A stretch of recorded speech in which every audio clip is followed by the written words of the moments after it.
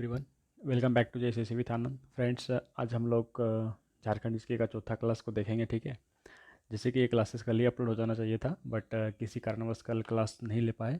तो आज हम झारखंड की नदी जो पढ़ने वाले हैं उसका पार्ट 1 आज हम पढ़ा रहे हैं। ठीक है, नेक्स्ट फिर इसका 2 पार्ट आएगा, एक कल आएगा, फिर झारखंड की नदियाँ समाप्त हो जाएगी। राइट। तो चलिए, सबसे पहले आज ज़्यादा देर हम लोग बात नहीं करेंगे, और आज हम लोग जिस चैप्टर को डिस्कस करने वाले हैं उस चैप्टर का नाम क्या है?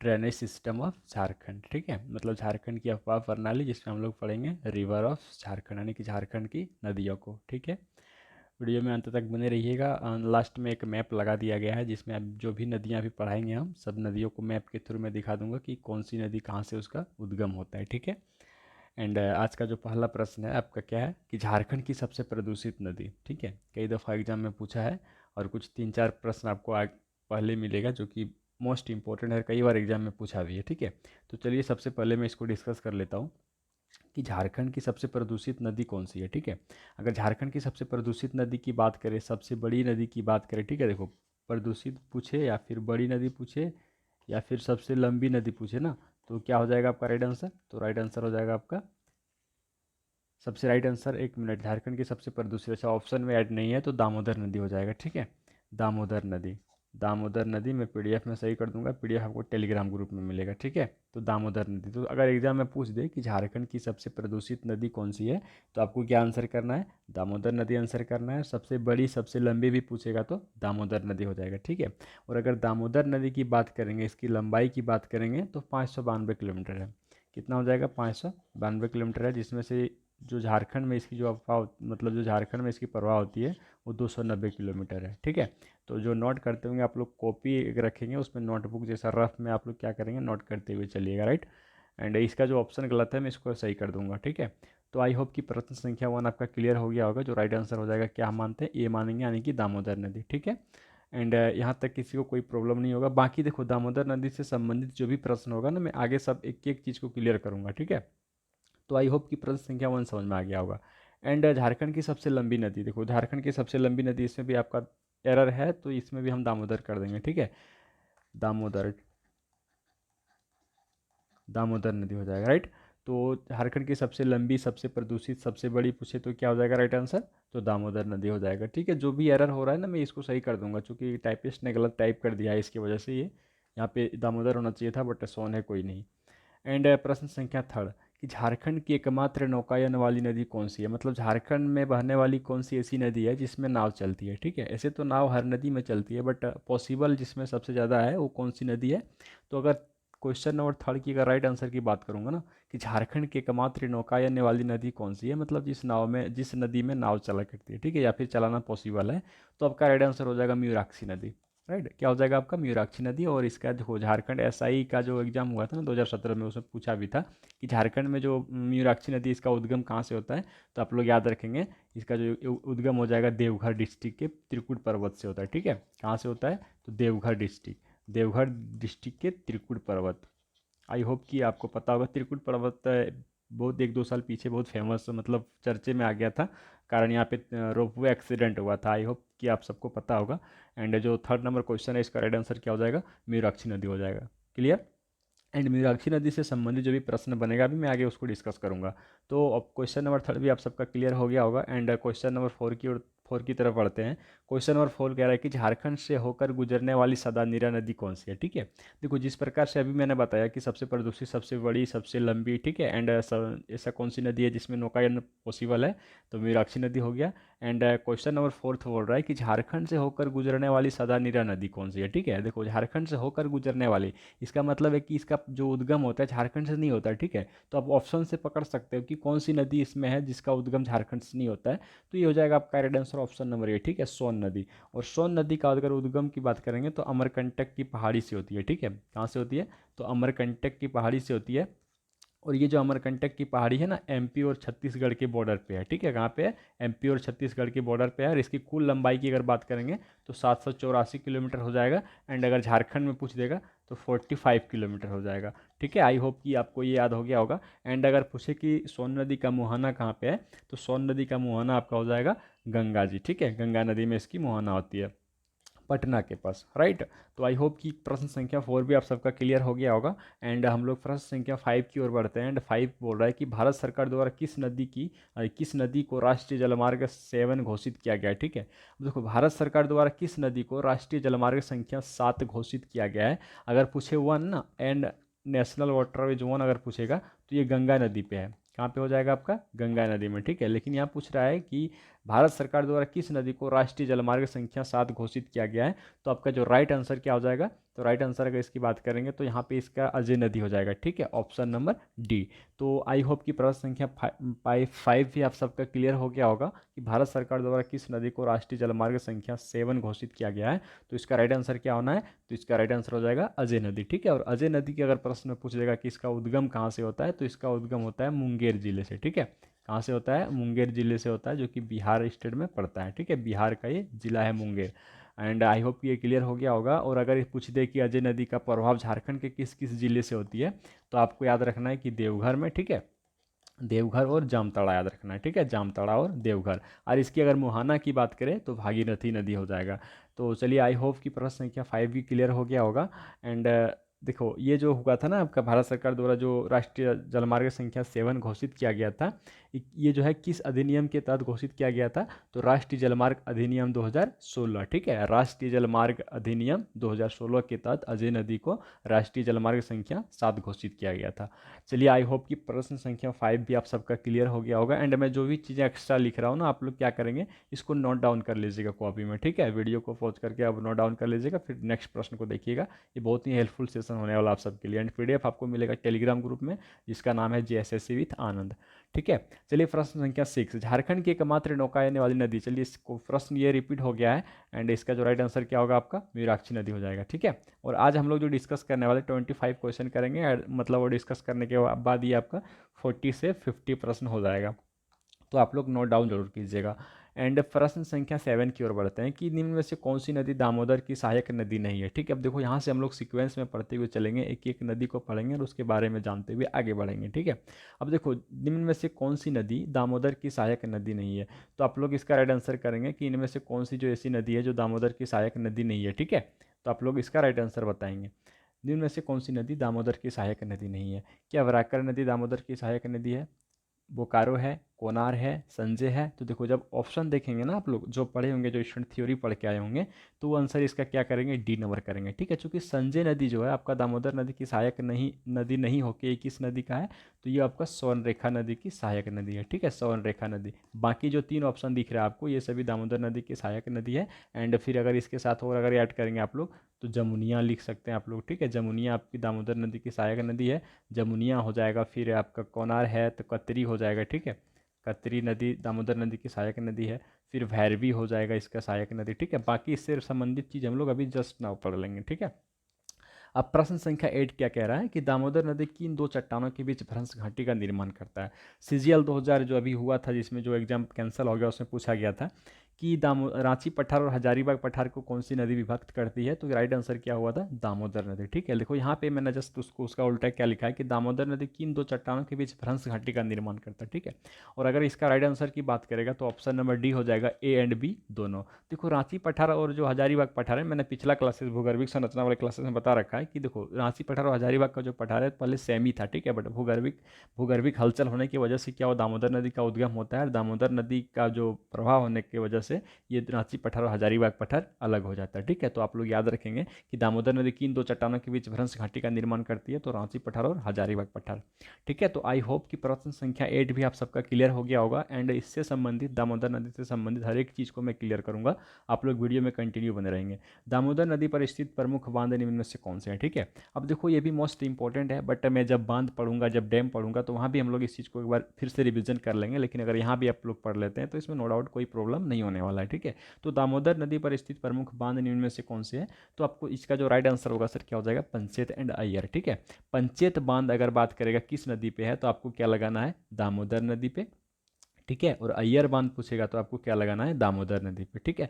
बाकी आप लोग कमेंट बॉक्स में कमेंट करेंगे कि मैथन बांध जो है किस नदी पे है। बाकी प्रश्न भी आपको आगे देखने को मिलेगा आप लोग। एंड एक चीज़ और, अगर आपको किसी भी प्रकार का कोई डाउट होता होगा मेरे क्लासेस में, तो आप लोग कमेंट बॉक्स में कमेंट जरूर करेंगे, ठीक है। बाकी जो भी क्लासेस मैं अभी तक करा रहा हूँ, आप सबका अच्छा परफॉर्मेंस है, आप बहुत सपोर्ट कर रहे हैं सबको ही, उम्मीद है कि आप लोग वो सपोर्ट हमें करेंगे। एंड और एक चीज़ बता दूं कि आप लोग अगर मेरे चैनल पे शॉर्ट वीडियो नहीं देखते हैं तो शॉर्ट वीडियो जाके जरूर विजिट कीजिएगा। मैं वहाँ पे शॉर्टकट में हर डेली 1 से 2 वीडियो अपलोड करता हूँ, जहाँ से आपको 8 से 10% देखने को मिलता है झारखंड से, ठीक है। तो उम्मीद है आप लोग वहाँ पे विजिट करेंगे। एंड कम्युनिटी पोस्ट को भी विजिट करना आप लोग, ठीक है। जो चैनल पे नहीं है चैनल को सब्सक्राइब कर लीजिएगा। एंड चलिए, आपका 9 नंबर प्रश्न का जो राइट आंसर क्या होगा सर, ऑप्शन नंबर डी हो जाएगा, ए एंड बी, वो जो बी है बोथ, ठीक है। एंड प्रश्न संख्या 10 की ओर बढ़ते हैं कि सोन नदी झारखंड के किन 2 जिलों से गुजरती है। देखो सोन नदी जो है मैंने बता रखा है कि इसका उद्गम जो है अमरकंटक की पहाड़ी से होती है। एंड ये आपका झारखंड में जब प्रवेश करती है तो पलामू और गढ़वा, ठीक है, गढ़वा और पलामू के बीच बॉर्डर बनाते हुए ये पटना की ओर प्रभावित होकर गंगा नदी में जाके मिल जाती है, ठीक है। तो क्वेश्चन नंबर 10 क्या कह रहा है कि सोन नदी झारखंड के किन 2 जिलों से गुजरती है। तो ये आपका गढ़वा पलामू दोनों हो जाएगा। तो इसका राइट आंसर क्या होगा सर, तो इसका राइट आंसर हो जाएगा ए एंड बी बोथ, ठीक है। तो ये और बी इसका दोनों राइट आंसर हो जाएगा। प्रश्न संख्या 10 भी आप सबका क्लियर हो गया होगा। एंड जो मैं जो कुछ भी एक्स्ट्रा चीज़ें बोल रहा हूँ आप लोग नोट करने की कोशिश करेंगे, क्या होगा ना, इससे आपका रिवीजन होगा। साथ में आपका जो 25 प्रश्न मैं डिस्कस करूंगा, साथ साथ इसका क्या हो जाएगा, आपका 40 से 50 प्रश्न हो जाएगा जब आप लोग नोट करेंगे तो उसके बाद जब देखेंगे तो, ठीक है। एंड फिर पीडीएफ को जरूर एक बार फिर से आप लोग क्या करेंगे, लगाने की कोशिश करेंगे, टेलीग्राम ग्रुप में इसको अपलोड कर दूंगा। अब प्रश्न संख्या 11 क्या कह रहा है कि झारखंड के किस जगह से दामोदर नदी निकलती है, ठीक है। तो दामोदर नदी के बारे में देखो हर एक चीज़ को मैं क्लियर कराऊँ, इसमें कौन सी बांध है, इसकी सहायक नदी क्या है, ठीक है। एंड इसकी लंबाई वगैरह सब कुछ मैंने बता दिया। अब प्रश्न संख्या 11 कह रहा है कि झारखंड के किस जगह से दामोदर नदी निकलती है। देखो यहाँ पे क्या होता है ना कि किसी किसी एग्जाम में मतलब अभी अधिकतर एग्जाम में लातेहार का टोरी क्षेत्र को माना जाता है, ठीक है। लेकिन इसका देखिए कभी अगर कोई अगर आप लोग अलग अलग बुक को फॉलो करते होंगे तो कहीं पे लिखा है लोहरदगा का चूल्हा पानी, ठीक है। तो आप लोग को याद दोनों रख लेना है, ए एंड बी दोनों याद रख लेना है, चूंकि लातेहार और लोहरदगा के बॉर्डर के पास से ये नदी का उद्गम होता है। कहाँ से, लातेहार लोहरदगा के बॉर्डर से ये नदी जो है वहीं से उसका उद्गम होता है। इसीलिए कभी कभी लातेहार कटोरी क्षेत्र में भी हो सकता है लोहरदगा का चूल्हा पानी पूछ दे, तो आप लोग को क्या करना है, दोनों याद रख लेना, ठीक है। अगर पूछे एग्जाम में कि झारखंड के किस जगह से दामोदर नदी निकलती है सर, तो आपको क्या याद रखना है, लातेहार का टोरी क्षेत्र एंड लोहरदगा का चूल्हा पानी, ठीक है। चलिए, आई होप कि प्रश्न संख्या ये भी आप सबका क्लियर हो गया होगा, कोई डाउट नहीं, ठीक है। हो सकता है आपको यहाँ से एग्जाम में ये भी पूछ दे कि पाट पाट प्रदेश से, ठीक है। पाट प्रदेश अगर ऑप्शन दे देगा ना, तो आप लोग को क्या करना है, कंफ्यूज नहीं होना है, पाट प्रदेश लगा देना है। क्यों पता है, क्योंकि आप सबको पता है कि ये जो लातेहार लोहरदगा और पलामू है, ये सभी जो क्षेत्र है पाट प्रदेश के अंतर्गत आते हैं, ठीक है। तो उम्मीद है कि ये भी आपका डाउट नहीं रहा होगा, क्लियर हो गया होगा। चलिए हम लोग प्रश्न संख्या 12 की ओर बढ़ते हैं। इसका राइट आंसर होगा ऑप्शन नंबर डी। तो देखो प्रश्न संख्या 12 क्या कह रहा है कि छबराकर, प्रश्न संख्या 12 कह रहा है कि बराकर नदी का उद्गम स्थल कहाँ है। चलिए, दामोदर नदी का मैंने क्या किया, जो भी चीज़ पूछना चाहिए था तो मैंने उसको क्या किया, कंप्लीट डिस्कस करने की कोशिश करा। आई होप कि आप लोग नोट डाउन करेंगे, बाकी जो कुछ भी चीज़ें इसमें रह जाएगा मैं कल की क्लासेस फाइनल करूँगा, उसमें सब कुछ क्लियर हो जाएगा, ठीक है। तो प्रश्न संख्या 12 देखो पीडीएफ में जो एरर दिख रहा है ना, इसको मैं क्लियर कर दूंगा, उसके बाद अपलोड करूंगा। तो प्रश्न संख्या 12 कह रहा है कि बराकर नदी का उद्गम स्थल कहाँ से है, ठीक है। तो क्या चैनपुर का गुमला से है, नगड़ी रांची से है, पिस्का रांची से है, पदमा हजारीबाग से है। तो देखो जो स्टूडेंट पढ़े होंगे उसको पता होगा कि इसका जो उद्गम है हजारीबाग में पदमा से, ठीक है। हजारीबाग में जगह है पदमा, वहाँ से इसका क्या होता है, उद्गम होता है बराकर नदी का। एंड अगर चैनपुर की बात करेंगे तो यहाँ से शंख नदी, ठीक है, शंख नदी जो है आपका गुमला से निकलती है, गुमला के चैनपुर से। एंड नगड़ी से जो है आपका कौन सी, सवन रेखा नदी निकलती है। एंड पिस्का से आप अगर पूछेगा तो क्या हो जाएगा, आपका दक्षिणी कोयल हो जाएगा, ठीक है। तो सॉरी, दक्षिणी कोयल आपका नगड़ी से और सवन रेखा नगड़ी से, उत्तरी कोयल आपका पिस्का हो जाएगा, ठीक है। उत्तरी कोयल अगर पूछेगा कि उत्तरी कोयल नदी का उद्गम स्थल, बाकी उत्तरी कोयल नदी पढ़ेंगे तो वहाँ हम लोग क्लियर कर लेंगे। तो उत्तरी कोयल पूछेगा तो क्या लगाना है आपको, पिस्का, ठीक है, पिस्का। उत्तरी कोयल पूछेगा तो पिस्का लगाना है। एंड अगर पूछ दे आपको, अगर आपको दक्षिणी कोयल पूछे, ठीक है, देखो दक्षिणी कोयल अगर पूछे, दक्षिणी कोयल सौर रेखा पूछेगा तो क्या हो जाएगा, नगड़ी से, ठीक है, नगड़ी से। तो देखो, और उसके बाद सौर रेखा जो है रानी चुआ, ठीक है, रानी चुआ एक जगह का नाम है, वहीं से निकलती है सौर रेखा नदी। अभी मैप में लास्ट में एक मैप दिखाऊंगा, वहाँ पे क्लियर हो जाएगा। तो प्रश्न संख्या 12 क्लियर हो गया होगा। एंड देखो एग्जाम में प्रश्न अगर पूछेगा ना तो आपको इस पीडीएफ से प्रश्न देखने को जरूर मिलेगा, ठीक है। तो प्रश्न संख्या 12 का right answer will be option number D. And प्रश्न संख्या 13 की ओर बढ़ते हैं कि बराकर नदी की सहायक नदी कौन सी है, ठीक है। देखो मैं जल्दी से जल्दी करूँगा ताकि देखो ज़्यादा समय सबके पास नहीं है, सितंबर में एग्जाम होना है ऐसा सुनने को मिल रहा है। तो प्रश्न संख्या 13 बोल रहा है कि बराकर नदी की सहायक नदी कौन सी है। तो देखो बराकर नदी की सहायक नदी की अगर बात करेगा ना, तो मैंने अभी दामोदर नदी के बारे में बता रखा है कि दामोदर नदी का हो जाएगा बराकर, बोकारो, जमुनिया, कोनार, कतरी, भैरवी। ठीक है, तो इतना तो याद रखना। नेक्स्ट है आपका 13 में कि बराकर नदी की सहायक नदी कौन सी है। तो ये दोनों याद रखना आपको, बारसोती नदी और उसिरी नदी। ठीक है, क्या करेंगे आप लोग, दोनों याद रखेंगे, बारसोती नदी और उसिरी नदी। आई होप कि ये क्लियर हो गया होगा। एंड आपको एक चीज़ और याद रखना है, बारसोती और उसिरी नदी के बाद जब आप लोग पढ़ेंगे इस चीज़ को, तो हाँ, बराक सबसे पहले तो आपको पद्मा हजारीबाग याद रखना है। दूसरा आपको क्या याद रखना है, दूसरी आपको याद रखना है कि इसके सहायक नदी बारसोती और उसिरी है। ठीक है, उसके बाद देखो इस पे बांध पूछ देगा, अगर डैम पूछ देगा तो तिलैया और मैथन हो जाएगा। क्या हो जाएगा आपका, तिलैया और मैथन। ठीक है, तिलैया और मैथन बांध अगर पूछे किस नदी पे है तो आपको क्या याद रखना है, तो इस आपको याद रखना है कि बराकर नदी पे है। ठीक है, एंड बराकर नदी का उद्गम मैंने बता दिया पद्मा हजारीबाग से। ओके, और कोई डाउट। उसके बाद एक चीज़ और याद रखना कि अगर पूछ दे कि बराकर नदी का अपवाह जो है झारखंड के किन किन जिलों से होके होती है, तो आपको क्या याद रखना है, सबसे पहले तो ये हजारीबाग से निकलती है। अभी मैप दिखाऊंगा तो क्लियर हो जाएगा। हजारीबाग से निकलती है, फिर गिरिडीह में जाती है। ठीक है, गिरिडीह में जाती है, गिरिडीह से निकलने के बाद कहाँ जाती है, धनबाद जाती है। ठीक है, धनबाद। एंड धनबाद में जाके ये क्या होता है, धनबाद में ही बराकर नदी जो है दामोदर नदी से मिल जाती है। अगर एग्जाम में पूछे कि बराकर नदी का मुहाना कहाँ पे है, तो बराकर नदी का मुहाना कहाँ हो जाएगा आपका, दामोदर नदी, जो कि धनबाद में हो जाता है। ठीक है, तो उम्मीद है कि ये कर आपको क्लियर हो गया होगा। एंड कोई किसी प्रकार का कोई दिक्कत नहीं हुआ होगा। अगर दिक्कत होगा तो आप लोग कमेंट करेंगे। और एक चीज़ याद रखना कि बराकर नदी के तट पे क्या है ना, कल्याणीश्वरी मंदिर। ठीक है, गिरिडीह जिले में एक मंदिर है, कल्याणीश्वरी, कल्याणीश्वरी मंदिर है, ये बराकर नदी के तट पर, गिरिडीह जिले में। ठीक है, तो आप लोग को इसको भी क्या करना है, नोट डाउन कर ले। जो नोट करते होंगे नोट कर लीजिएगा, आपके लिए क्या होगा, ये सेशन जो है बहुत हेल्पफुल होगा अगर नोट करेंगे तो। अब बराकर नदी का संगम स्थल कहाँ है, मैंने अभी जस्ट पीछे बताया कि देखो बराकर नदी जो है, बराकर नदी जो है आके आपका धनबाद में दामोदर नदी से मिल जाती है। ठीक है, बराकर नदी जो है धनबाद में आके दामोदर नदी से मिल जाती है। तो उम्मीद है अभी आपको क्या हो गया होगा, क्लियर हो गया होगा। और इसका जो राइट आंसर होगा सर, ऑप्शन नंबर ये हो जाएगा, धनबाद। ठीक है, आई होप यहाँ तक नो डाउट। एंड प्रश्न संख्या 15 की ओर बढ़ते हैं कि बराकर नदी का अपवाद क्षेत्र कहाँ तक है। तो इसको भी मैंने बता दिया अभी कि हजारीबाग, गिरिडीह और धनबाद। तो इसका राइट आंसर क्या हो जाएगा, ऑप्शन नंबर डी हो जाएगा। अभी मैप में दिखाऊंगा तो क्लियर हो जाएगा, आप लोग वीडियो के लास्ट तक बने रहेंगे। ठीक है, तो बराकर नदी का अपवाद क्षेत्र कहाँ हो जाएगा, तो बराकर नदी का अपवाद क्षेत्र आप लोग याद रखेंगे, हजारीबाग, गिरिडीह और धनबाद, यानी कि इनमें से सभी। आज का सेशन हम 30 मिनट में कंप्लीट करेंगे। अब प्रश्न संख्या 16 की ओर बढ़ते हैं कि कल्याणी सबरी मंदिर किस नदी तट पर है। जस्ट मैंने अभी पीछे बता दिया कि कल्याणी सबरी मंदिर जो है आपका बराकर नदी के तट पर है। और किस जिला, अगर पूछेगा कि कल्याणी सबरी मंदिर किस जिला में है, बाकी हम लोग जब मंदिर वाला चैप्टर पढ़ेंगे तो वहाँ ये भी और फिर एक बार रिपीट हो जाएगा। ठीक है, तो बराकर नदी किस जिला में है तो पूछेगा अगर, तो आप लोग को क्या करना है, गिरिडीह। ठीक है, क्या याद रखना है आप लोग को, गिरिडीह आप लोग को याद रख लेना है। तो आई होप कि आप ये क्लियर हो गया होगा। एंड ये जो कल्याणी सबरी मंदिर है ना, इसका जो बौद्ध एवं जैन साहित्य में इस नदी का उल्लेख मिलता है, बराकर नदी का। ठीक है, बराकर नदी का उल्लेख जैन और बौद्ध साहित्य में इसका मिलता है उल्लेख, बराकर नदी का। ठीक है, बाकी अब मैंने क्या बताया कि ये जो कल्याणी सबरी मंदिर है आपका गिरिडीह जिले में स्थित है। तो इसका राइट आंसर होगा ऑप्शन नंबर डी। ठीक है, अब प्रश्न संख्या 17 की ओर बढ़ते हैं कि स्वर्णरेखा नदी का उद्गम स्थल कहाँ हो जाएगा। देखो मैंने अभी दो नदी यहाँ तक कंप्लीट करा दिया। पहला हो जाएगा आपका दामोदर। ठीक है, दूसरा आपका हो जाएगा बराकर।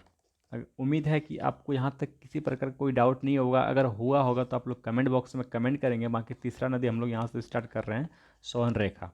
ठीक है, स्वर्णरेखा हम लोग तीसरा नदी, हर चीज़ को हम लोग सीक्वेंस में पढ़ रहे हैं। अब स्वर्णरेखा नदी के बारे में जानेंगे, उसके बाद कोई और नदी होगा उसको देखेंगे, फिर हम लोग क्या करेंगे, सेशन को एंड करेंगे। प्रश्न संख्या 17 कह रहा है कि स्वर्णरेखा नदी का उद्गम स्थल कहाँ से है, क्या नगड़ी से है, पद्मा से है, टोरी क्षेत्र से है, चूल्हा पानी से है। ठीक है, तो अकॉर्डिंग टू ऑप्शन अगर देखेंगे आप लोग, स्वर्णरेखा नदी का उद्गम स्थल कहाँ से है तो क्या हो जाएगा आपका, नगड़ी हो जाएगा। ठीक है, नगड़ी हो जाएगा। नगड़ी का कहाँ से, तो नगड़ी का रानी चुआ, जस्ट मैंने अभी पीछे बता दिया कि वहाँ पे एक जगह है रानी चुआ। ठीक है, रानी चुआ अगर आप लोग नहीं देखे होंगे तो एक ब्लॉग वीडियो, क्या बोलते हैं, कोई मतलब न्यूज़ रिपोर्टर वहाँ पे गए थे, वो वीडियो डाला है, तो आप वहाँ देखेंगे, वो दिखाया है वहाँ जाके। ठीक है, ये कुआं है और उसी कुआं से इस नदी का उद्गम होता है। ठीक है, स्वर्णरेखा नदी का। और एक चीज़ और याद रखेंगे कि झारखंड की एकमात्र यही नदी है स्वर्णरेखा नदी जो स्वतंत्र रूप से बंगाल की खाड़ी में जाके समाहित हो जाती है। ठीक है, स्वर्णरेखा नदी एग्जाम में पूछा भी है कि झारखंड की एकमात्र कौन सी नदी है जो स्वतंत्र रूप से बंगाल की खाड़ी में मिल जाती है। कहने का मतलब ये किसी भी नदी का सहायक नदी नहीं बनती है। ठीक है, तो स्वर्णरेखा नदी है जो कि सीधे मतलब स्वतंत्र रूप से बंगाल की खाड़ी में मिल जाती है। आपका यार रांची से इसका उद्गम होता है और रांची से फिर ये क्या होता है, सरायकेला खरसावां पूर्वी सिंहभूम होते हुए छत्तीसगढ़ इधर बंगाल में एंट्री हो जाती है और बंगाल की खाड़ी में मिल जाती है। ठीक है, तो उम्मीद है कि ये भी क्लियर हो गया होगा आपका, यहाँ तक किसी प्रकार का किसी को कोई डाउट नहीं होना चाहिए। एंड पद्मा, पद्मा से आपको मैंने बता दिया कि पद्मा से आपका बराकर नदी जो कि हजारीबाग, ठीक है, टोरी क्षेत्र मैंने बता दिया कि ये लातेहार वाला एरिया जहाँ से क्या होता है आपका दामोदर नदी का उद्गम होता है। चूल्हा पानी दोनों याद रखना दामोदर नदी के लिए। तो उम्मीद है कि प्रश्न संख्या 17 भी आप सबका क्लियर हो गया होगा। एंड प्रश्न संख्या हम लोग 18 की ओर बढ़ते हैं कि झारखंड की एकमात्र नदी जो स्वतंत्र रूप से बंगाल की खाड़ी में मिल जाती है, तो मैंने अभी जस्ट बता दिया कि ये स्वर्णरेखा नदी हो जाएगा। कौन सी नदी हो जाएगा, तो स्वर्णरेखा नदी हो जाएगा। ठीक है, तो उम्मीद है कि यहाँ तक आपका आप सबको कोई दिक्कत नहीं हो रहा होगा कि स्वर्णरेखा नदी क्या है, एक स्वतंत्र नदी है जो कि बंगाल की खाड़ी में मिल जाती है। ठीक है, अगर पूछे कि स्वर्णरेखा नदी का जो अवपात क्षेत्र है कितनी है, तो आप लोग को याद रखना है 11,868 वर्ग किलोमीटर। ठीक है, आप लोग को याद रखना है अगर पूछे। देखो जो जो इंपॉर्टेंट नदी है ना उसी का ये सब चीज़ याद रखना है, बाकी हर नदी का याद रखना जरूरी नहीं है।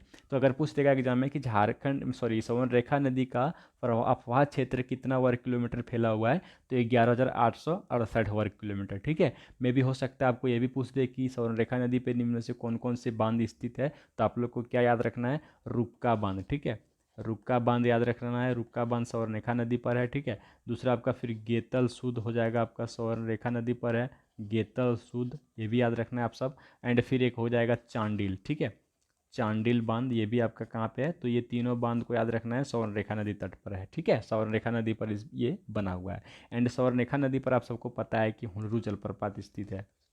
हुंडरू जलप्रपात देश का 34वां सबसे ऊंचा जलप्रपात। ठीक है, देश का 34वां सबसे ऊंचा जलप्रपात हुंडरू जलप्रपात है। बाकी चलो हम लोग नेक्स्ट अभी करेंगे तो वहाँ पे और क्लियर होगा।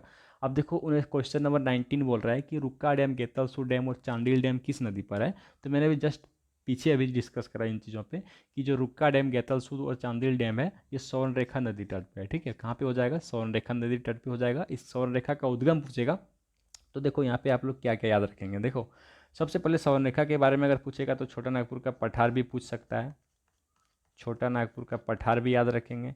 और अगर डीप जाएगा थोड़ा तो रांची पठार पूछ सकता है। ठीक है, रांची पठार पूछ सकता है। और थोड़ा अगर डीप जाएगा तो क्या पूछ सकता है, नगड़ी पूछ सकता है, नगड़ी प्रखंड। ठीक है, जो कि रांची में है। और थोड़ा डीप जाएगा तो क्या पूछ सकता है, रानी चुआ, रानी चुआ।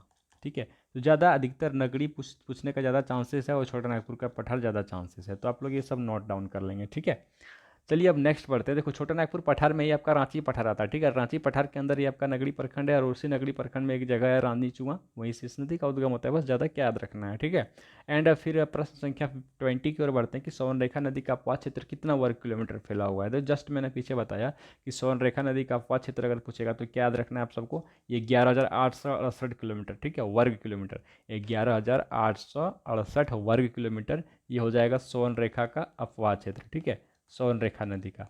अब देखो 12,800 इसको जो है ये जो है आपका दामोदर नदी का है। ठीक है, दामोदर नदी का अपवाह क्षेत्र कितना है, तो 12,800 आप लोग को याद रखना है। ठीक है, नेक्स्ट है आपका कौन सा, तो 11,099 वर्ग किलोमीटर। तो इसके लिए आपको दक्षिणी कोयल, ठीक है, साउथ कोयल, साउथ कोयल अभी नहीं पढ़ा, इसको नहीं पढ़ा है, बाकी कल जब डिस्कस करेंगे तो एक बार रिपीट क्या हो जाएगा आपका वहाँ रिवीजन हो जाएगा। ठीक है, तो उम्मीद है कि प्रश्न संख्या आपका 20 भी समझ में आ गया होगा, यहाँ तक कोई डाउट नहीं हुआ होगा। ठीक है, अगर किसी को कोई डाउट किसी प्रकार का भी डाउट रहता है तो आप लोग कमेंट बॉक्स में कमेंट करेंगे, वीडियो को लाइक जरूर कीजिएगा। ठीक है, एंड अपने दोस्तों के साथ शेयर कीजिएगा। हम डेली क्या करेंगे, कोशिश करेंगे कि कम से कम एटलीस्ट एक क्लास तो अपलोड करूँ। ठीक है, फिर इसका कल दूसरा पार्ट आएगा।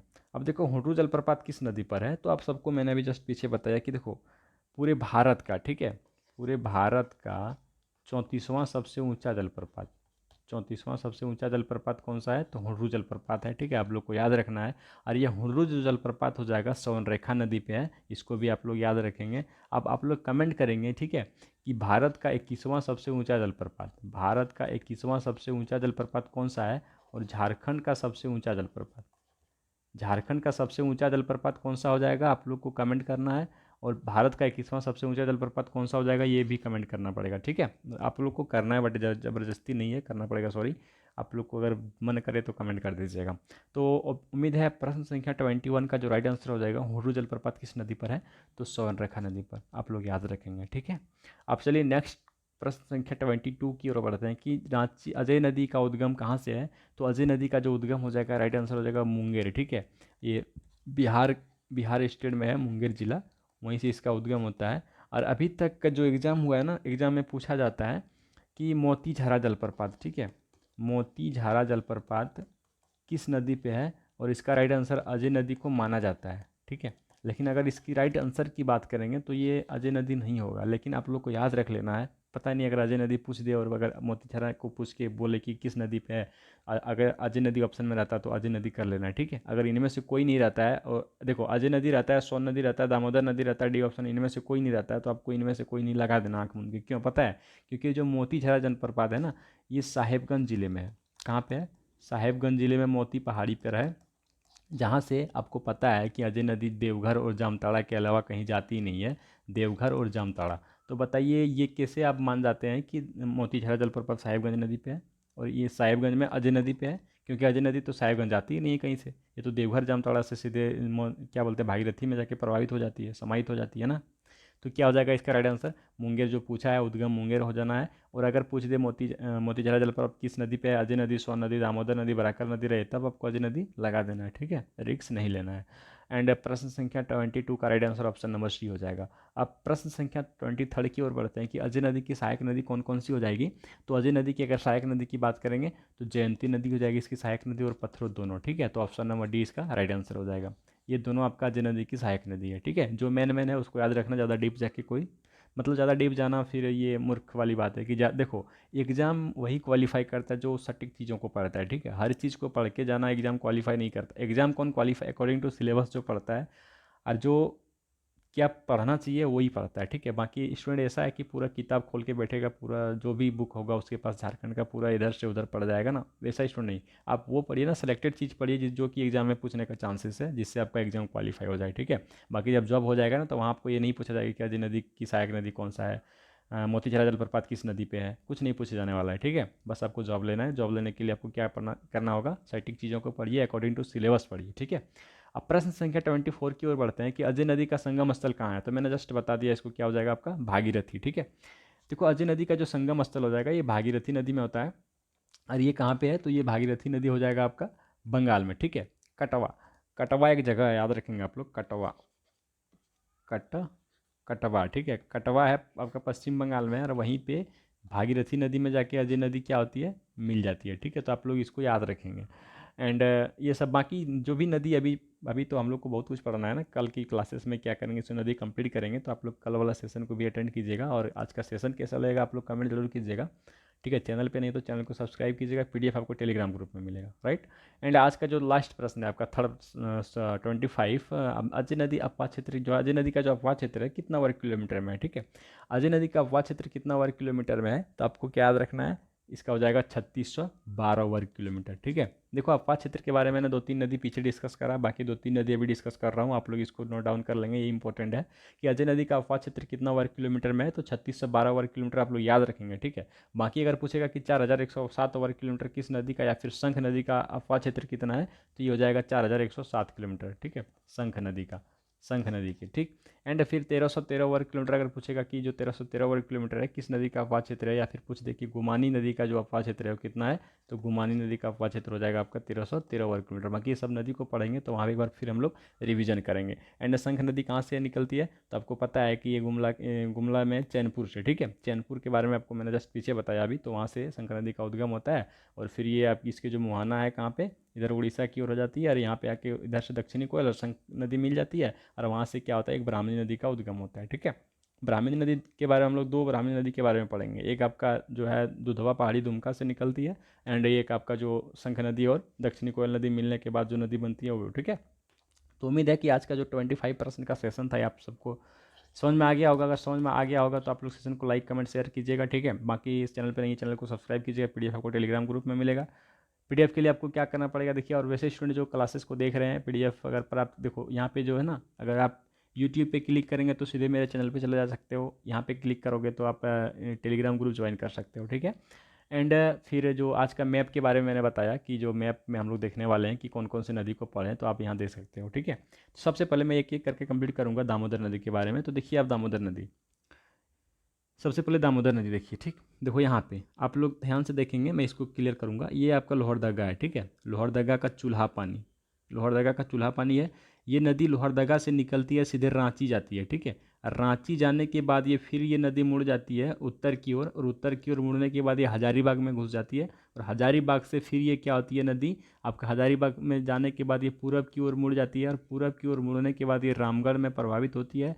और रामगढ़ में प्रभावित होते हुए ये फिर कहाँ जाती है, तो रामगढ़ से बोकारो, बोकारो से गिरिडीह जाती है, गिरिडीह से फिर रिटर्न आती है बोकारो में, ठीक है। देखो अब बोकारो में आने के बाद ये क्या होता है, फिर से इधर एंट्री मारती है धनबाद में। और धनबाद में देखो इधर से एक मैंने अभी जस्ट बताया कि बराकर नदी के बारे में, उधर से देखो आपका हजारीबाग से क्या होती है, यहाँ पे मैप में नहीं दिखाया गया है।